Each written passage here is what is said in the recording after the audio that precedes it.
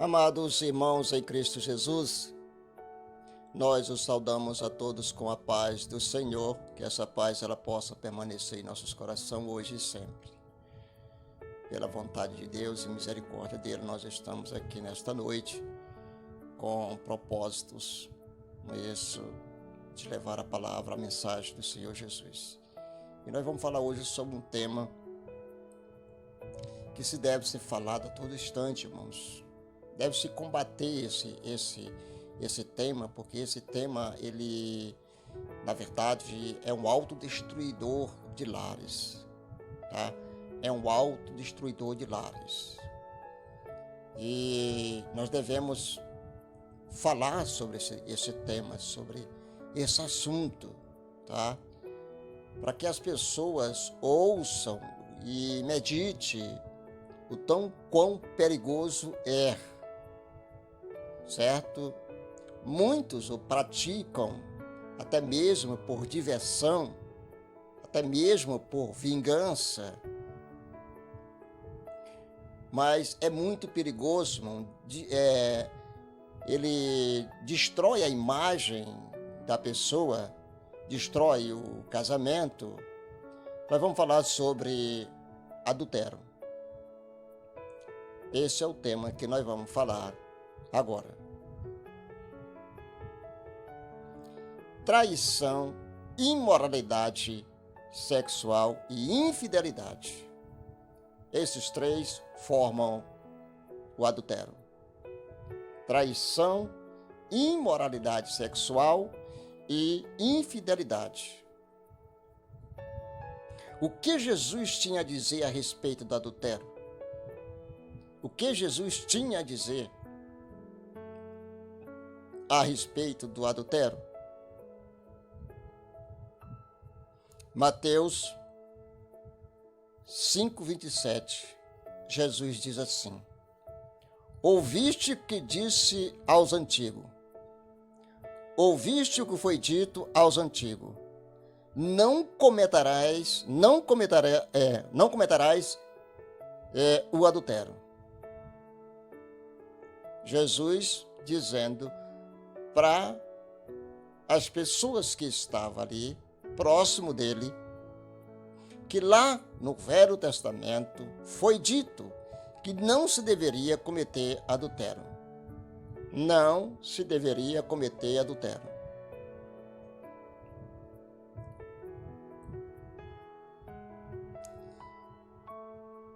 Luxaria, irmãos, ou a luxúria, o desejo sexual, irmãos, é uma forma de adultério. O desejo sexual, irmãos, ele é uma forma de adultério. Quer dizer, não precisa adulterar. Só desejar, você já adulterou. Entendemos? O desejo sexual é uma forma de adultério. É uma forma de você estar adulterando. A lei do Antigo Testamento dizia que é errado uma pessoa tenha relação sexual com outra pessoa que não seja a sua esposa ou seu esposo. O Antigo Testamento diz isso, que é errado uma pessoa ter relação sexual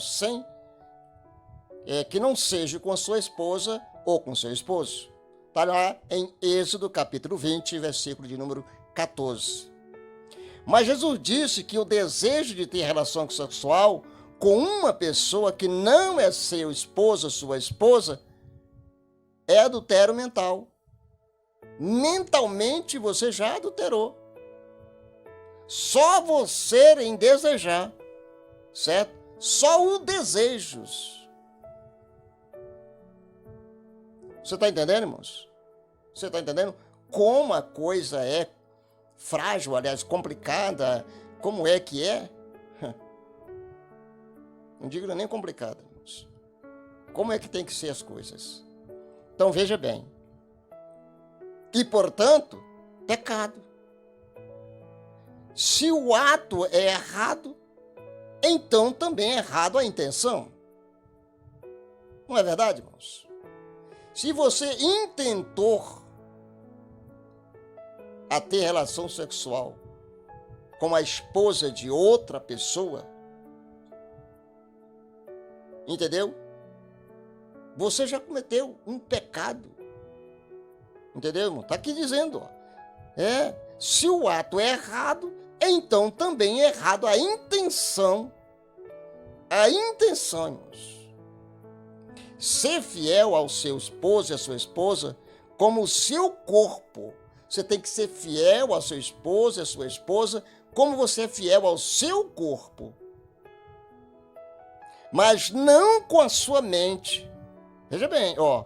Ser fiel ao seu cônjuge com o seu corpo, mas não com a sua mente. É romper a confiança que é tão vital para um casamento forte. Quer dizer, você tem que ser fiel com a sua esposa, não só com o corpo, mas também com a sua mente, para que tenha um casamento forte. Entendeu, irmãos? Forte. Jesus não está condenando o interesse natural pelo sexo oposto, nem mesmo o desejo sexual saudável, mas o fato de encher-se deliberadamente e repetidamente a mente com fantasia que poderia ser maléfica e concretizadas. Entendeu, irmãos? Só em você pensar ela pode ser maléfica e concretizada. Você pensou, e aí você vai já procurar uma forma de concretizar o que você pensou. Então isso, tá certo? Prejudica muito você. Concretizar desejo pecaminoso atrai outras pessoas ao pecado. Porque você não vai ter relação sexual com a esposa de outra pessoa sozinho, vai? Não vai. Então vai atrair ela para o pecado também. Ou ele para o pecado também. Você está entendendo? Está entendendo? Então veja bem, irmãos. Alguns pensam, se os pensamentos luxuriosos são pecado, por que as pessoas não deveriam ir em frente e concretizar os seus pensamentos? São pessoas que argumentam isso. Já que eu penso assim, então, já que eu pensei, já pequei, vou logo em frente. Concretizar desejos pecaminosos é prejudicial, irmãos. É prejudicial de várias maneiras. A primeira maneira, vamos lá. Isso faz com que as pessoas desculpem o pecado em lugar de eliminar o pecado. Segundo, destrói casamento. Destrói casamento, irmãos. O pecado destrói casamentos. Você está entendendo? Tá, não tá, irmãos? Pois é, destrói casamento.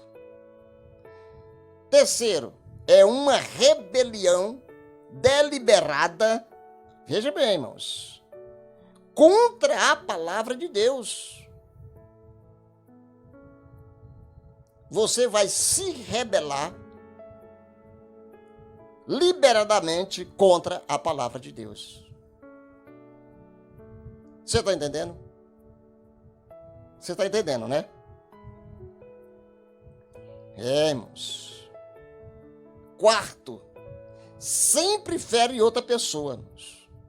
Além das imediatamente envolvidas. Você vai ferir outra pessoa. Além de você com a esposa do outro, vai ferir o esposo, tá? Porque ela saiu para ficar com você. Ficou o esposo dela em casa e a sua esposa em casa. E os dois saíram. Então isso, irmãos, você está indo contra a palavra de Deus.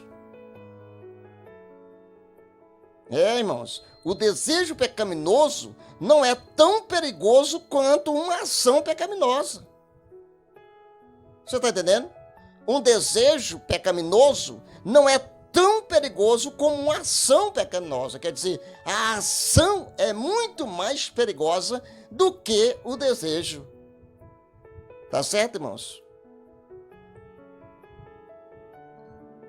E é por isso que não deve ser concretizada, porque os dois, irmãos, é um perigo. Tanto o desejo como a ação é um perigo. Por isso, os dois não devem ser concretizados. Ainda assim, o desejo pecaminoso é igualmente prejudicial para a justiça e a retidão. Você está entendendo, irmão? Para a justiça e a retidão. Se não controlados ou repreendidos, os desejos errados resultam em atos errados e afastam as pessoas de Deus. Se você não repreender, não dizer, está repreendido em nome de Jesus, irmãos, vai resultar, irmão, em desejos errados, atos errados e afasta as pessoas de Deus. E afasta as pessoas de Deus.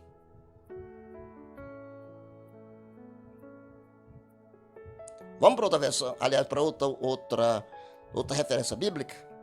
Lucas 16, 18. Qualquer que deixar sua mulher em casa com outra adúltera, e aquele que casa, olha, qualquer que deixar sua mulher e casa com outra adúltera, e aquela que casa com a repudiada pelo marido, adultera também, irmãos. Isso aqui é um assunto bem, como é que se diz? Você precisa de muitas referências bíblicas para deixar isso aqui bem claro. Viu? Bem claro. É um assunto para quem tem um conhecimento mais profundo nesta área. E eu mesmo não tenho. Por isso eu estou dando só o básico aqui, tá? Só o básico. Tá? Até mesmo adultério legal é pecado, irmãos. Adultério legal é pecado. Mas como pode? Não é legal? Como é que é pecado? Muitos líderes religiosos dos templos de Jesus permitiam que um homem se divorciasse de sua esposa por praticar qualquer motivo. Qualquer motivo que ela o praticasse, eles se divorciavam da mulher. O ensinamento de Jesus a respeito do divórcio ia além do ensinamento ou além do de Moisés. Está lá em Deuteronômio 24, de 1 a 4.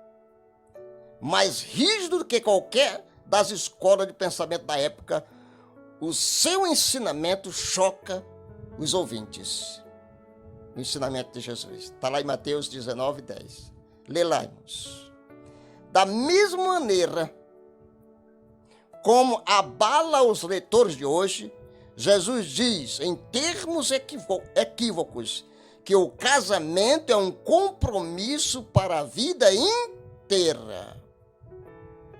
O casamento é o quê? É um compromisso para a vida inteira. Deixar sua esposa ou seu esposo por outra pessoa pode parecer emocionante. Mas os olhos de Deus é o quê? É adultério. Você pode aí ter uma emoção, mas os olhos de Deus isso aí é o quê? É um adultério.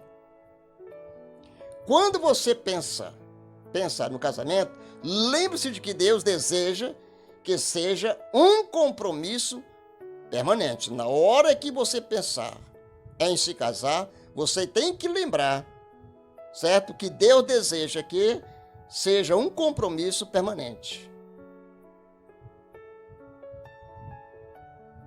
Você entendeu, irmãos?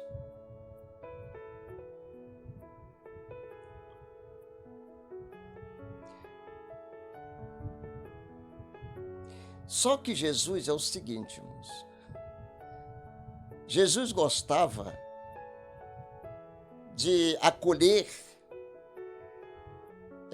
aquelas pessoas, aquelas mulheres adúlteras. Porque naquela época a mulher não tinha tanta liberdade que hoje tem. Irmãos. tanta liberdade que hoje tem. Então, olha, como Jesus tratou uma pessoa adúltera? Aí nós temos uma referência aqui de João 8, e versículo 10 e 11. E endireitando-se Jesus, e não vendo ninguém mais do que a mulher, disse-lhe: Mulher, onde estão aqueles teus acusadores? Onde estão aqueles teus acusadores? Ninguém te condenou? Ela disse: Ninguém, Senhor. E disse-lhe Jesus: Nem eu também te condeno. Vai e não peque mais. Quer dizer, Jesus disse o seguinte: olha, até aqui você tudo bem, você pecou. Você adulterou, e os teus acusadores não te acusaram, eu também não vou te acusar, mas não peque mais. Quer dizer, não adultere mais. Jesus aceitou o adultério, irmãos, sem condená-lo e nem justificá-lo. Jesus não condenou a mulher acusada de adultério, mas tampouco ignorou e justificou o seu pecado. Ele disse que fosse embora e não pecasse mais. Jesus está pronto, irmão, a perdoar qualquer pecado em sua vida, mas a confissão e o arrependimento significa transformação. Se você confessar e se arrepender, você precisa ser transformado. Não adianta você confessar e se arrepender e não haver transformação. Viu, irmão? Tem que ter uma transformação no coração. Com a ajuda de Deus, irmãos, podemos aceitar o perdão de Cristo e deixá-lo de agir mal. O que é adultério espiritual? Vamos ver aqui, irmãos? Vamos. Isaías, versículos 1, 21.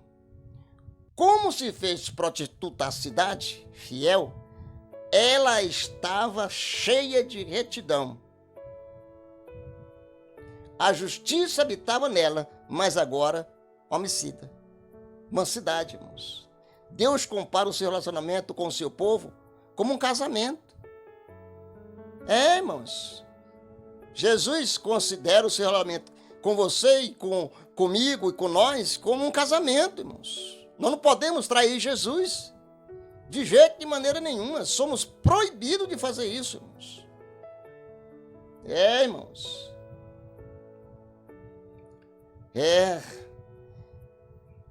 Deus compara o seu relacionamento. Veja bem, o povo se havia afastado da adoração do Deus verdadeiro para adorar ídolos. A sua fé era imperfeita, impura e diluída. A idolatria externa ou interna é adultério espiritual, viu, irmãos? Você está entendendo?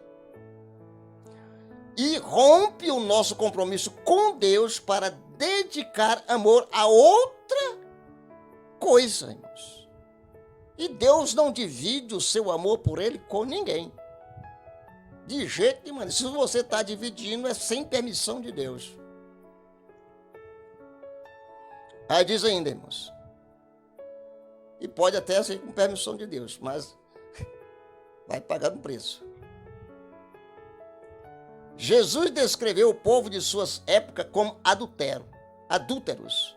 Embora fossem rígidos, religiosos, a igreja é a esposa de Cristo. Apocalipse 19, 7. E pela fé, irmão, podemos nos revestir da justiça.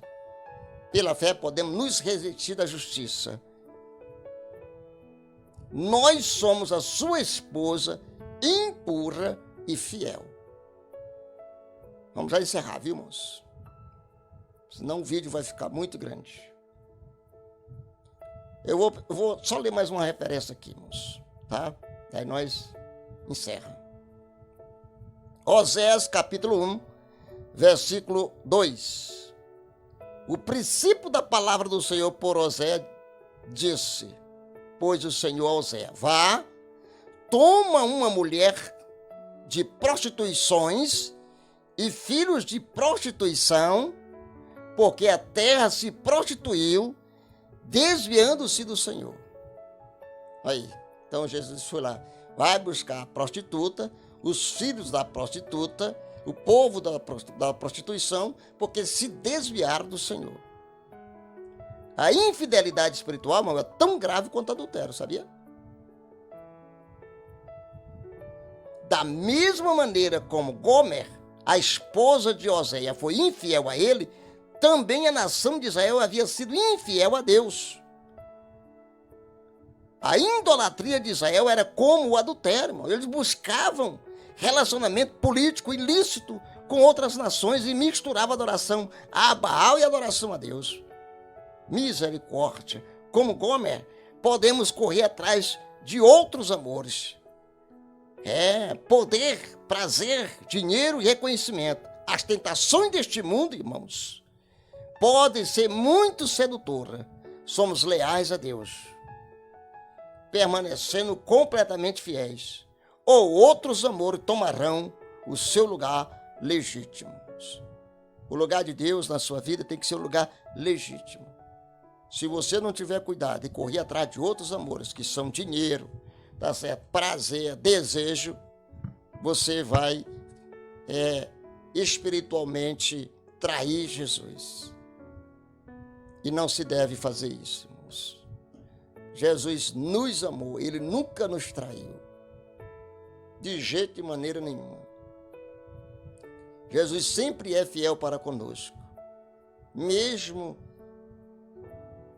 com as nossas falhas e defeitos, Jesus continua nos amando. Que Deus em Cristo abençoe você, que Deus abençoe a sua família e que Deus abençoe a nossa nação, em nome de Jesus. Amém, Jesus, e amém.